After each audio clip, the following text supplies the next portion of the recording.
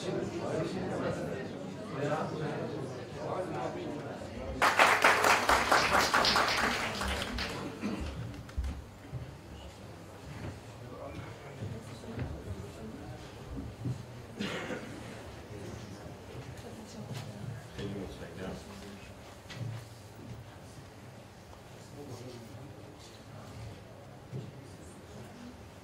الله الرحمن الرحیم. مژده وصل تو کو که از سر جان برخیزم، طایر قدسم و از دام جهان برخیزم. به ولای تو که گر بنده خویشم خوانی، از سر خواجگی کون و مکان برخیزم. سلام و درود میگم به همه شما بزرگواران، شما فرهنگبران، شما هنرمندان، شما عاشقان شعر و ادب و هنر. هر جا نگاه میکنم عزیزی نشسته و بیم این دارم اگر اسامی عزیزم رو بخوام بگم یکی از قلم میفته و من شرمنده میشم. اما میدانم که همه شما دوستداران و عاشقان محمد جواد عزیز بودید و امروز در این محفل بسیار نورانی با چهره‌های تابناک و مشعشع خودتون حضور پیدا کردیم تا یادی بکنیم از عزیزی که خیلی زود اون رو از دست دادیم. محمد جواد عزیز ما سن زیادی نداشت، میتوانست بماند و در شعرهاش بالندگی کند، با هنر تئاترش زبان زد بشود، اما دریغ که تقدیر کارهای عجیب و غریبی میکنه. نمیخوام تسلیت بگم به شما بزرگواران، چرا که فکر نمی کنیم محمد جواد از کف رفته یا اون رو از دست دادیم. تا شعر وجود داره و تا فرزندان خوبی مثل دکتر علی سپاهی هستند که کتاب به در رو به این زیبایی چاپ میکنند، نام ایشون زبان زد هست و حالا در بخش‌هایی که من خدمت میرسم و میخوایم از ایشون بیشتر سخن بگیم، از محمد جواد سپاهی بیشتر خواهیم گفت به مدد عزیزانی که این جلسه رو ترتیب دادن و باعث شدن که ما امروز در این عصر زیبای زمستانی دور هم جمع بشیم و یاد کنیم از ادیب و هنرمند و شاعری که واقعا راه بسیار طولانی رو پیش رو داشت، اما این راه در نیمه راه برید و متاسفانه به سرانجام نرسید. برای اینکه محفل ما رسمیت بیشتری پیدا بکنه و بتونیم وارد بخش‌های مهمتری از این جلسه بشیم، اجازه بدید من از فرزند برومند آقای سپاهی عزیز، علی جان، دکتر علی سپاهی، که این جلسه با تلاش ایشون و همینطور جناب آقای مشکین فام هنرمند ارزنده و بی‌نظیر شهرمون، چرا که آقای مشکین فام هم سالهای سال در همه زمینه‌های هنری، چه نوشتاری، چه عکسبرداری، چه ساختن کارهای ارزنده هنری و کشیدن نقاشی‌هایی که یادگارهای ارزنده از هنر امروز نقاشی ایران زمین هستند، با تلاش اینها این جلسه رنگ حقیقت به خود پیدا کرد. بنابراین اجازه بدید من از دکتر علی سپاهی خواهش کنم تشریف بیارن، خیر مقدمی برای همه شما داشته باشم تا بعد وارد جلسه بشیم. افتخار دکتر علی سپاهی.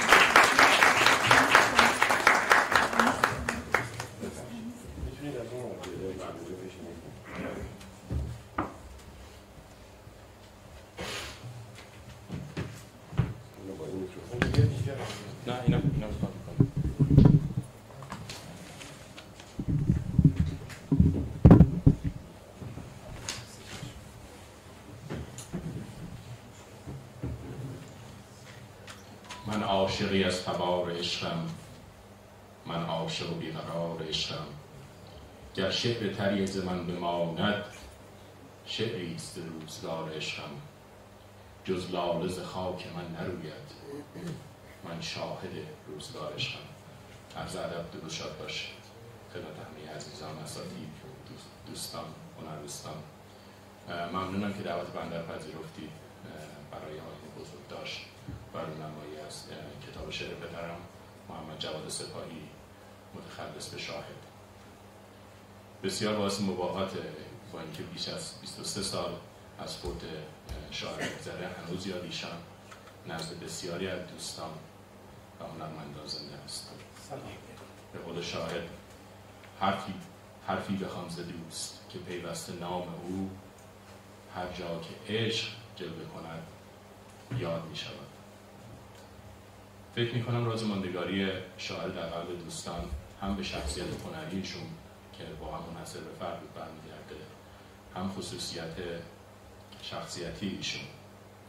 پیوسته شنیدم از دوستان و همشگان ایران که فقدان شاهد برای ایشان مثل دست دادن عضوی از خانواده بوده.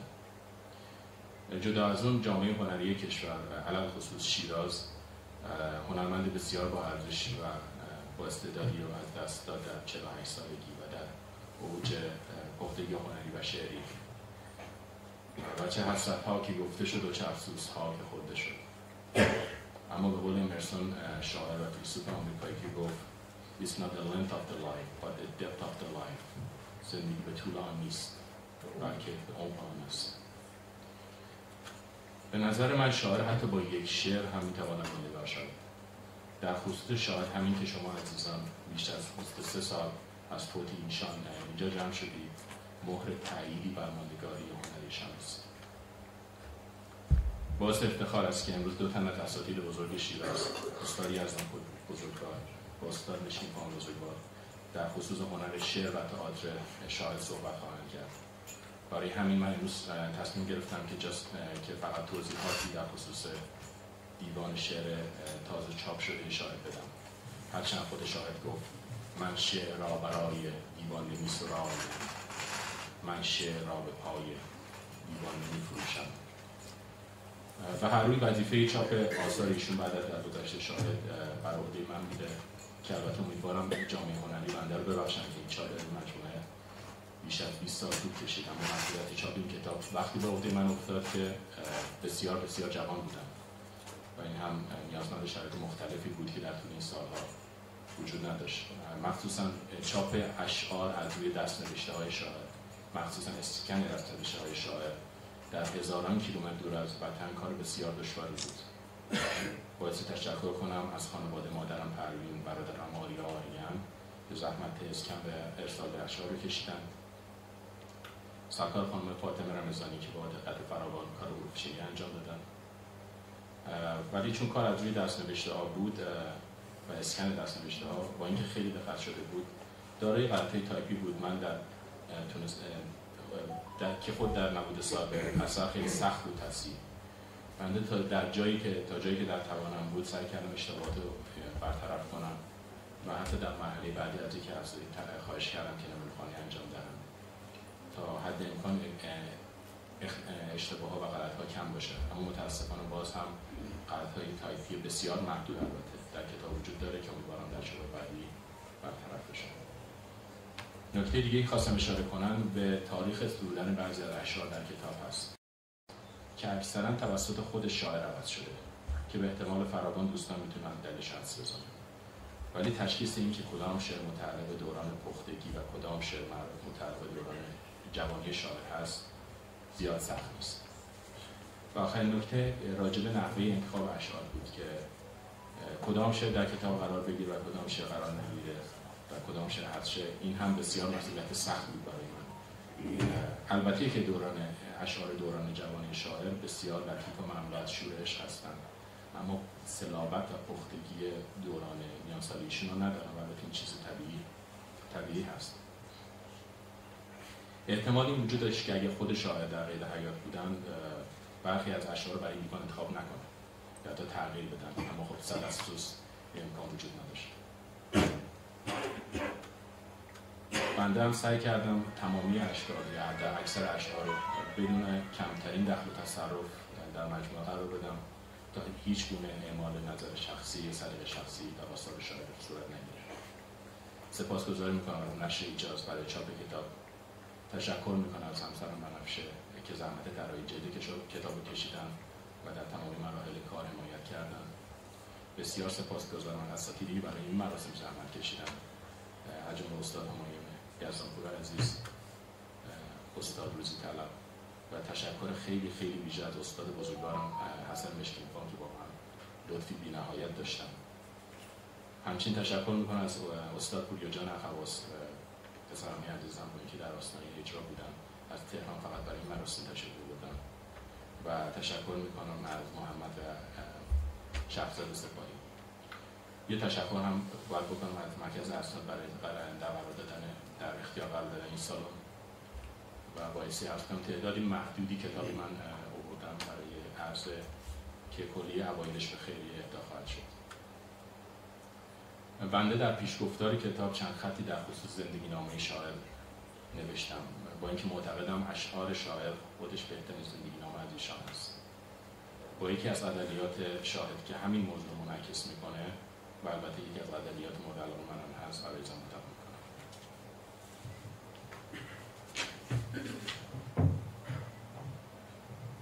تسلیم. افتاده پایم به راهی، افتاده پایم به راهی که آغاز و پایان ندارد. بنشسته دردی به جانم، دردی که درمان ندارد. شب گرچه چشم مرا بست، پشت من از غصه بشکست. کی از سحر میکشم دست، تسلیم امکان ندارد. ما را به نام مسلمان افکند دوران به زندان، این وصله بر جامعه جان جز رنگ بهتان ندارد. یارا به چشم تو سوگند، یارا به چشم تو سوگند، دل از غمت بر نگیرم آن را که دل شد گرفتار، دیگر غم جان ندارد. باز به گوش دل ما کمتر بخوام ورد سالوس، باز به گوش دل ما کمتر بخوام ورد سالوس. روح جلا دیده از عشق حاجت به سوهان ندارد. در سینه جوشی به پا کن، در سر خروشی به پا کن. مرداب آلودرنگی است بحری که طوفان ندارد. هان ای عزیز دل من ز عشق زلیخا حذر کن، آنجا که یوسف نصیبی جز بند و زندان ندارد. افتاده در باب زنجیر چون شیر قرآن به نخجیر، مردی که از هجر یاران جز خون به مژگان ندارد. شاهد سر سبز خود را بر باد سرخ زبان داد، آری زبانی که جز سرخ جز سبز تاوان ندارد. سپاس گذارم.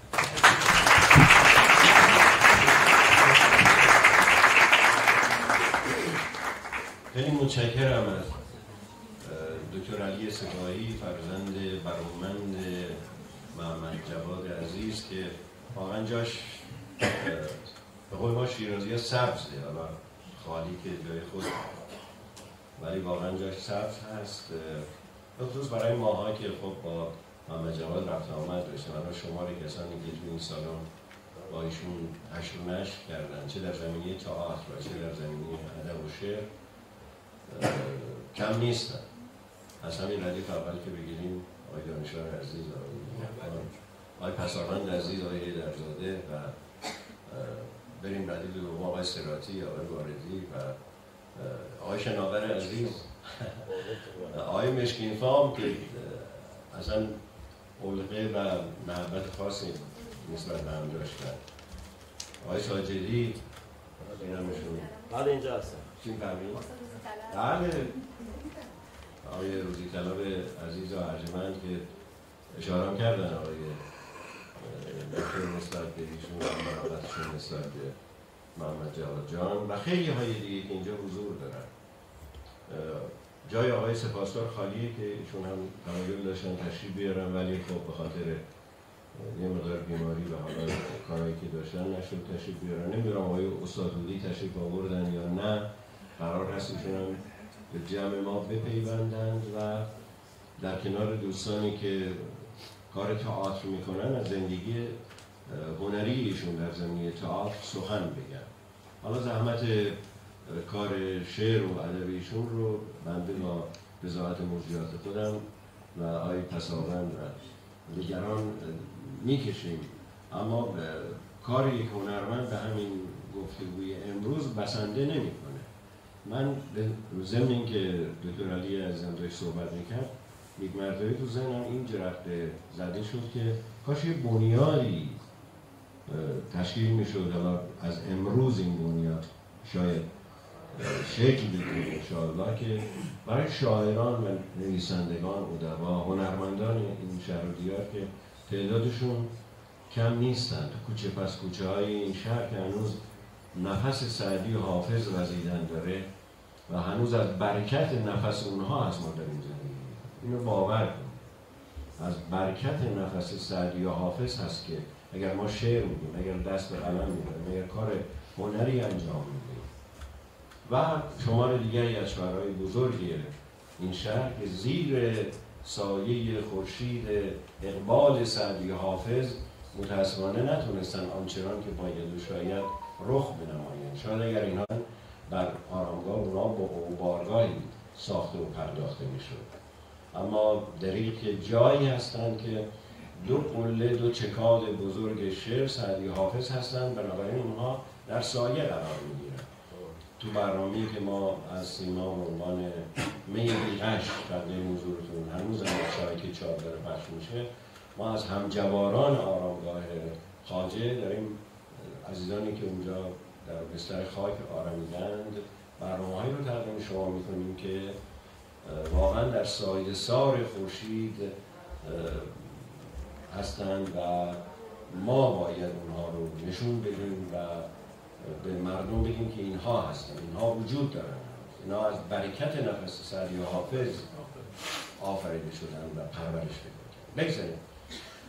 بگذارید که یک عزیز دیگر رو من دعوت کنم که با اندیشه او و با تلاش او این جلسه شکل گرفت و اون استاد حسن مشکین فام هست که کارهای بزرگ هنری او به ویژه در این موزه ارزشمندی که ایشون سالها هست برگزار کرده و تمام زحمات اون رو خودش کشیده بدون اینکه یک ریال از حمایت شده باشه و خودش دست بالا زده این موزه رو راه اندازی کرده و امیدوارم که شما بله استاد هودی هم تشریف آوردن برای پیر غیر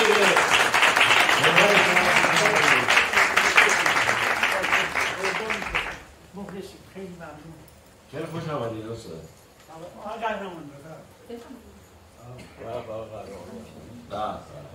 جمع همه جمع شده آخر نمیشن.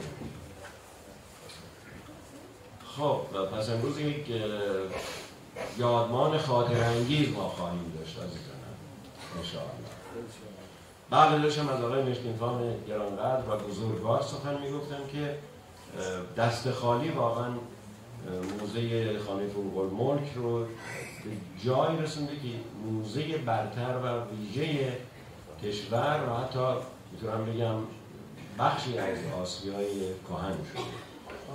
دعوت میکنم از استاد حسن مشکین فام با اینکه بیمار بودند و این ویروس جدید ایشون رو هم متاسفانه درگیر کرده تشریف آوردن تا به خاطر محمد جواد سپاهی با شما سخن بگوید.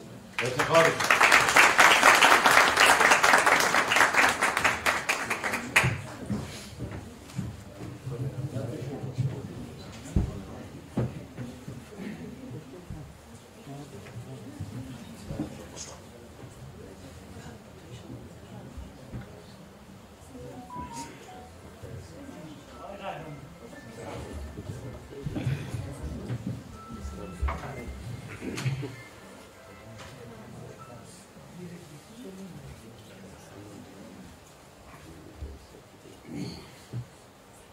معاشران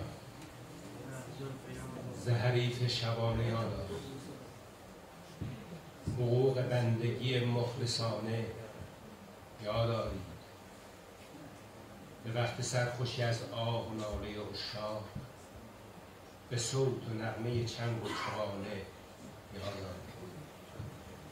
چو لطف باده کند جلوه در رخ ساقی ز عاشقان به سرود و ترانه یادآرید. چو در میان مراد آورید دست امید ز عهد صحبت ما در میانه یادآرید. با درود و احترام حضور تمام سرداران گرامی که تشریف آوردند و این مجلس رو به یاد جناب سپاهی عزیز تشکیل شد خوش آمد میگم و خیلی خوشحالم که تشریف آوردید، به خصوص تعدادی از دوستانی که هم دوره با ایشون بودن و ازشون خاطره دارن. قرار بود این صحبت رو همطور که میدونید ایشون توی بخش تئاتر و ادبیات شعر کار میکردن ولی از تئاتر آغاز کردن. قرار بود این بخش رو جناب استاد سپاسدار لطف کنن که به خاطر گرفتاری و برنامه اجرایی که دارن، تئاتری که اجرا میکنن، متاسفانه محروم شدیم از موهبت حضور ایشون و این رو بر دوش بنده کمترین گذاشتم که در مورد ایشون به خاطر ارتباطی که من با ایشون داشتم، با جناب سپاهی داشتم، صحبت کنم. حدود 3-4 ماه پیش گوشی من زنگ زد و یه نفر از پشت گوشی به من گفت که جناب مشکین فام. گفتم بفرمایید. گفت شما جناب مشکین فام هستید؟ گفتم بله. گفتن که من خیلی گشتم تا شماره شما رو پیدا کنم، تا بالاخره توی وبسایت فضای مجازی تونستم شماره شما رو پیدا کنم و باهاتون تماس بگیرم. گفتم خب حالا عرضتون رو بفرمایید. گفتن که من پسر محمد جواد سپاهی هستم.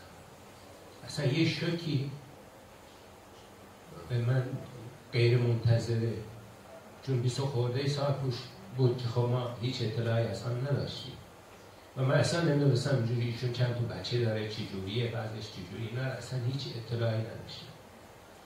بعد گفتم خب حالا من چه کار میتونم بکنم؟ گفتن که من تصمیم گرفتم که اشعار پدرم رو جمع آوری کردم و دارم چاپ میکنم، در حال چاپ هست. من خواستم خواهش کنم که اگه ممکنه. بعد گفتم شما از کجا اسم من رو پیدا کردی؟ گفت والا من همجوری که مشغول جمع آوری این کارها بودم از ایران، چون ایشون خارج تشریف دارن، دکترای یه بخش تحقیق در مورد زمینه آنکولوژی و سرطان هستن. گفتن که من چیز کردم، گفتم یه سری چیزایی هست بفرستید من ببینم. بعد یه چیزی، یه عکسی برای من فرستادن که یادم اومد سالهاست به دیوار ما آویزونه و بعد که نگاه کردم زیرش یه طرح هست و زیرش اسم شما رو نوشته اون طرح و گفتم حتما شما ایشون رو میشناسید، آشنا هستید و میتونید به من کمک کنید توی این زمینه. من بی نهایت خوشحال شدم. حالا بعد در مورد طرح توضیح میدم. مربوط به سال 75 که من به طور زنده زیرش نوشتم در انجمن خانه فریدون توللی طراحی گردید، تقدیم به جناب محمد جواد سپاهی و غزل‌های ناب و انسانیش، حسن مشکین فام، شیراز، 21 خرداد 75.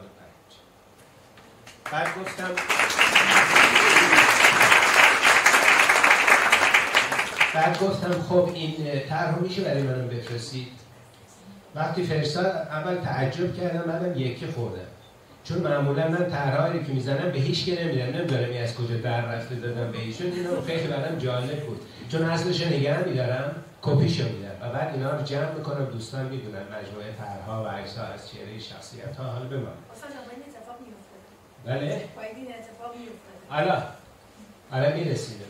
بعد گفتم خب حالا میشه اینو برای من بفرستید. یه دونه فرستاد خیلی کم رنگ بود، بعد یه دونه داد اسکن کردن اومد. بعد گفتم این طرح کجا قرار دادید شما؟ توی اتاق کجا هست؟ گفتن بله اونجاست.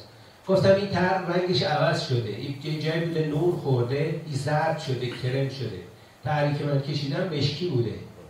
گفتن ما نمیدونیم و اینا دیگه. بعد اون طرح رو برای من فرستادن که من بازسازیش کردم، شد دقیقاً عین همون چیزی که طرحی که من از ایشون زدم. و بعد گفتن اجازه اگه میدید من میخوام این طرح رو روی جلد کتاب چاپ کنیم. گفتم با کمال میل. و بعد بسیار خوشحال شدم و بسیار ایشون رو تشویق کردم. گفتم کار بسیار بزرگی شما دارید انجام میدید که شاید از مهمترین کارهای زندگیتون باشه، هم برای خودتون، هم برای خانواده‌تون، هم برای این استاد گرانمایه که سالها کار کرد. چون متاسفانه ما بدون تعارف تو جامعه خیلی کسانی رو داریم کاراشون بسیار عالیه ولی هیچ اثری ازشون وجود نداره. نه خودشون این کارو کردن، نه دور و بریاشون، حتی خانوادهشون نکردن با یه هزینه جمع کنن آقا 50 میلیون، 100 میلیون، 200 میلیون، 500 میلیون حاضر نیستن. یعنی اون اهمیت متاسفانه ببینید یه هنرمند وجودش خیلی ارزشمنده ولی من همیشه گفتم یک کسی که این رو معرفی بکنه اون ارزشش بیشتر از وجود اون هنرمند، چون اون باعث میشه این هنرمند معرفی بشه. اگه نشه خب پس چی؟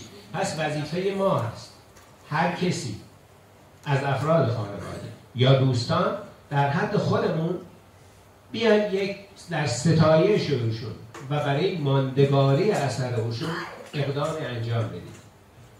بعضی موقع به من میگن این کتابا رو شما میدونید چجوری چاپ میکنید، اون دایره المعارف و فلان اینا رو که کار کردم.